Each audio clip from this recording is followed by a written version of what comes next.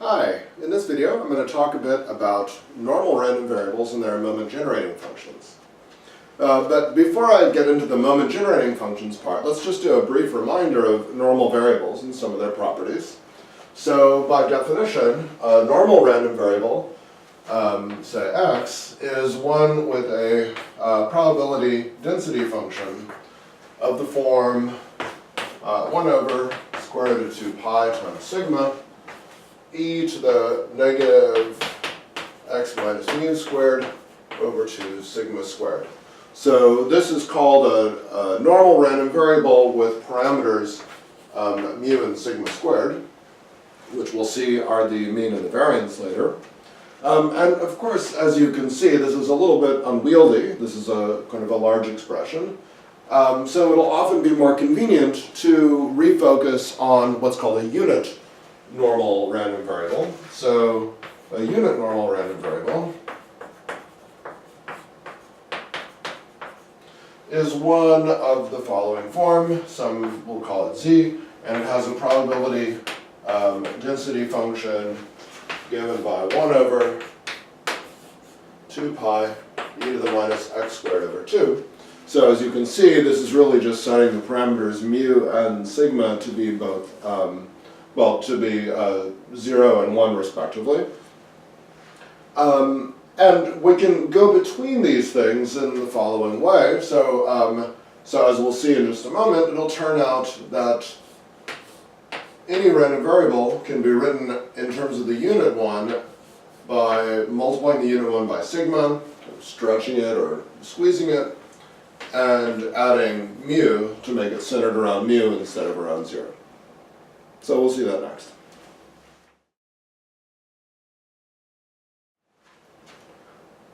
So in order to relate the typical, so in order to relate a general normal random variable to the unit one, we need to do a quick refresher on how translation and dilation of random variables works. So that is to say, suppose somebody gives you a random variable x with probability density function f of x, then you might ask, what would be the probability density functions for the random variables x plus mu, or perhaps sigma times x? So how does that, what's the new f of x that goes along with these? To figure this out, it's useful to, instead of considering the original probability density function, to consider the cumulative distribution function for f of x, for x. And what that is, it's usually denoted capital F of x. It's just the integral from minus infinity up to x of f of x dx. But more importantly, it has the interpretation of being the probability that the random variable x is less than or equal to little x. Oh, excuse me, variable clash here. Let's call these things t. So I'm integrating from negative infinity up to x, f of t dt, and that's interpreted as the probability that my random variable is less than or equal to little x. Okay, so the point is, let me make this more clear and say these are the density function and cumulative distribution function for the variable x. And now what we want to know is what are the same things for x plus mu and sigma x. So let's start with x plus mu, for example. So we could ask what, for example, is the cumulative distribution function for x plus mu. Now, of course, we know this has the interpretation of being the probability that x plus mu is less than or equal to little x. And of course, I can rewrite that as the probability that x is less than or equal to x minus mu. And then I can write that in terms of the distribution function for the original variable x. So that's f of x minus mu. Okay. And by the fundamental theorem of calculus, then, we can recover, of course, so if I know that this is the integral, then that tells me that the density function is the derivative of this. And so by taking derivatives of both sides, I can get an expression for the density function. So if I do d by dx of this expression, by definition, I get the density function for x plus mu. And if I do d by dx of this, well, I have the derivative of the outside, plug in the inside, times the derivative of the inside, but the derivative of x minus mu is 1. And so I just get, all told,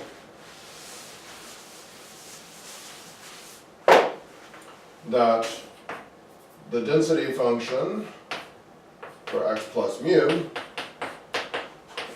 is the density function for the original one evaluated at x minus mu. Okay, and let's do the same thing for the, to figure out f of sigma times x, evaluated at little x. I'll play the same trick. This time we're looking at the variable sigma x. The cumulative distribution function is then the probability that the variable sigma x is less than or equal to little x. I can divide both sides by sigma and interpret that as the random variable x is less than x over sigma. And that is the cumulative distribution function evaluated at x over sigma. Okay, now it's a little bit different now, well, not on this side. When I take the derivative of this, by definition, that's the density function for sigma x. On this side, I need to actually use the chain rule. So what I find is the derivative of the outside. You plug in the inside. Then I have to multiply by the derivative of the inside. So I have this constant, x over sigma. So I have to multiply by 1 over sigma. Oh, I should say that I've made some implicit assumptions, and I should state them. When we went from here to there, we were actually multiplying both sides by a scalar, which should be positive if it's not going to switch the inequality. And of course, if I'm going to divide by it, it better be non-zero. So we're assuming that sigma is some positive real number in this discussion. Okay, so in any case, when we do this, what do we got? We got the density function for x evaluated at x over sigma times 1 over sigma, and that gives us some nice expressions for the density functions of translations and dilations.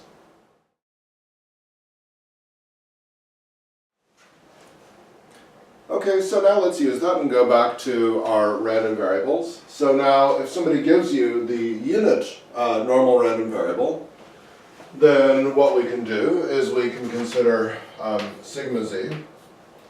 And I shouldn't say z equals this, I should say z has this as its probability density function. Excuse me. And then sigma z would have the probability density function given by, well, so I have to take this expression, I have to substitute in for x over sigma, and multiply the whole thing by 1 over sigma. So I get 1 over square root of 2 pi sigma, e to the, then I have an x over sigma squared over 2. Well, of course, that's just 1 over 2 sigma, 2 pi sigma, e to the minus x squared over 2 sigma. And then finally, I can I can add in mu, so sigma z plus mu. And this has density function, well, I just substitute for x minus sigma, and I get 1 over 2 pi sigma e to the minus x minus mu over 2 sigma. And so you can see that by doing this, we get a general normal random variable with parameters sigma, mu and sigma squared. Okay, so next up, moment generating function.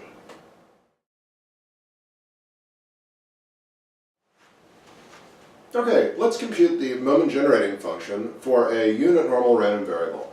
So here, z is a unit normal random variable. It has probability density function 1 over square root 2 pi e to the minus x squared over 2. And we're going to compute its moment generating function. So recall, the moment generating function is given at t as the expected value of e to the t times our random variable, in this case called z. We can interpret this concretely as the integral minus infinity to infinity of this expression where I plug in x and then multiply by the density function at x, 1 over the square root of 2 pi e to the minus x squared over 2 dx. All right, so let's work with this a little bit. We can see that these exponentials can be combined, and I'm going to go ahead and do that. So this is the integral. We keep this 1 over 2 pi over here. So I have e to the minus x squared over 2 plus tx. But I can write that a little bit nicer. Actually, I'm going to pull a 2 out of the entire fraction and write this and pull the negative sign out. Let me write this as e to the minus x squared plus 2tx, all divided by 2. Okay. Now, this is nice because you can see this expression over here looks like part of what happens when you FOIL out the expression x plus t. So that's what we're, oh, whoops, not x plus t, I didn't pull out my minus sign. That's a minus sign right there, right?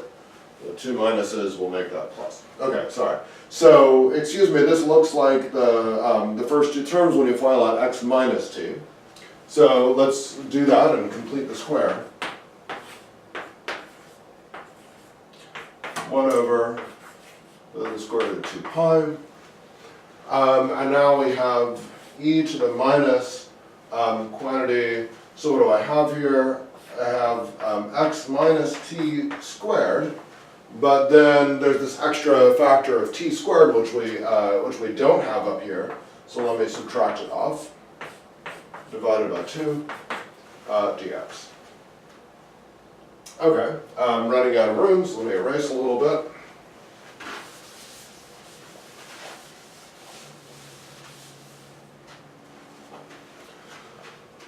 All right, I guess I don't need this stuff right now.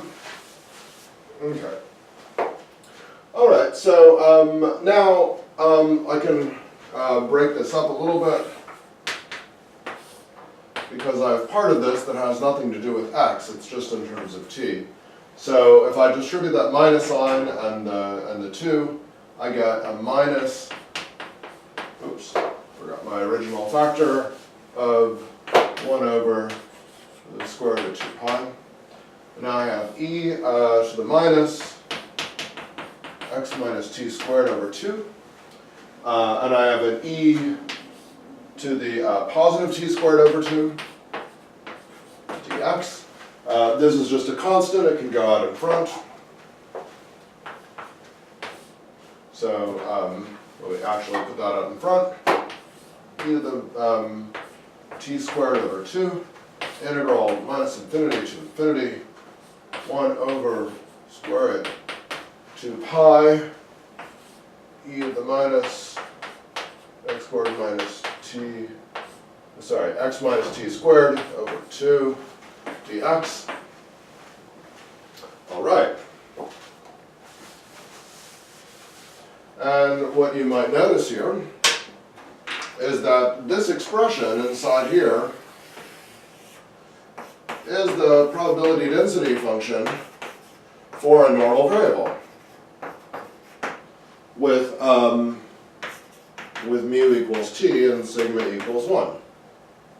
And so the integral of any probability density function for a random variable is 1, right? The total mass is 1. Okay, so this whole thing is just 1, and we get e to the t squared over 2 is our moment generating function. All right.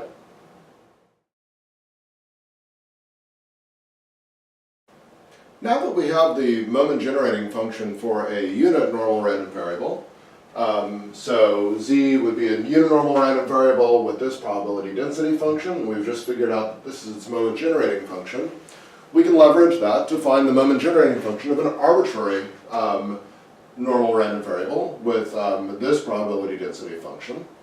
And this is a straightforward process, so remembering that by definition, this moment generating function is the expected value of this expression. Thinking of t as just a parameter that we can plug in what we want, we're going to figure out the expected value of tx, remembering the relationship between the variables z and x being that x is sigma z plus mu. So if I were to plug that into this expression, then I can think of this as the expected value of that. And now I'll distribute that t and split up this into two exponentials. Split this up into two exponentials. So I get e to the, let me write them in the other order, e to the t mu, e to the t sigma z. Okay? Now, this expected value is really an expected value kind of depending on this function of the random variable z. This stuff with the t mu is just a constant, and I can pull it out. So this is e to the t mu times the expected value of e to the t sigma z. And now if you squint a little bit, then you can see that what we have here, if I think about this as just some expression in front of the z, is it's this thing, but where instead of t, I've substituted t sigma. So I can actually interpret this as e to the t mu times the moment generating function for the random variable z evaluated at t sigma. And that gives us our expression. Because knowing what that moment generating function is over here and just plugging in, we get that this is e to the t mu. The moment generating function is e to the t squared over 2. I'm plugging in t sigma. So that's t squared sigma squared over 2. And so we get that this is e to the t mu plus t squared sigma squared over 2. And that's the moment generating function. Okay, before we go on, let's have a little fun with this moment generating function of the normal distribution and check and see that the mean and the variance are what we know them to be, just for a little practice. So recall that the derivative of the moment generating function at 0 is the expected value, also known as the mean. And the second derivative of the moment generating function evaluated at 0 is the expected value of x squared. And so on with the cube, and etc. Okay. And we can figure out the variance of the random variable as the expected value of x squared minus the square of the expected value of x. Now, so to compute these things, we're going to need to write down the first couple derivatives of the moment generating function. So let's go ahead and take those. So the first derivative, okay, so I'm just going to take the derivative of this. I have derivative of an exponential is itself times the derivative of its argument. Its argument is this, and the derivative of that with respect to t is mu plus 2t sigma squared over 2, the 2's cancel, t sigma squared. Okay? And now the second derivative, so what I need to do is take the derivative of the first term times the second plus the first times the derivative of the second. The derivative of the first term, well, is exactly what I just did.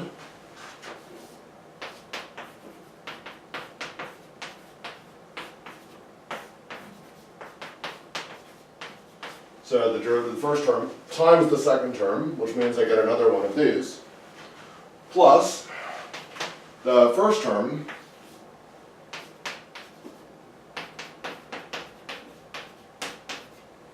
times the derivative of the second term as a function of t, so this goes away, and I'm just left with a sigma squared.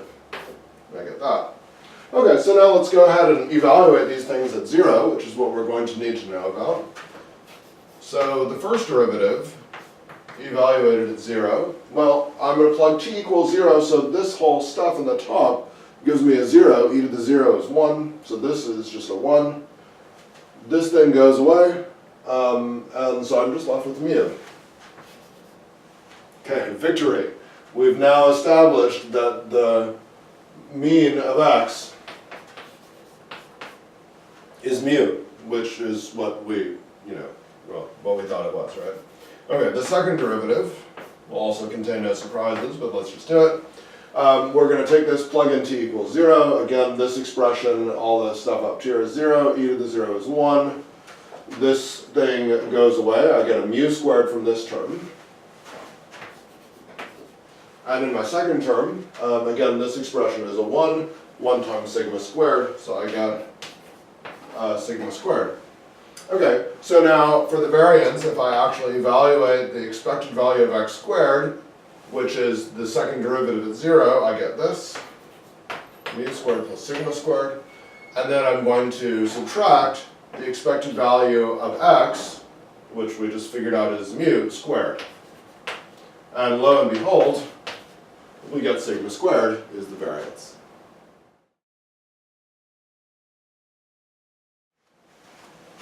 So as we just found out, the moment generating function for these normal random variables has this nice form.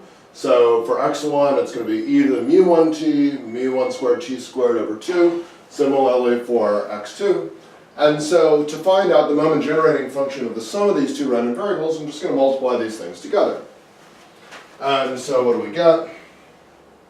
So that's equal to, well, you multiply them together, so I'm just going to add the exponents. And you can see that you get mu1 plus mu2 t.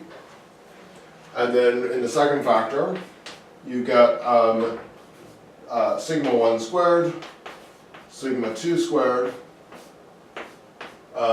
t squared over 2. Right? You can, if you just multiply these two things together, the exponents add, you just get that. And so what can you see? You can see immediately that this is a new random variable, a new normal random variable. So this is the moment generating function of normal with parameters mu1 plus mu2 and sigma 1 squared plus sigma 2 squared. So what we find is we get a new normal random variable whose variance is the sum of the variance and whose mean is the sum of the means. And that's much better than convolving, right?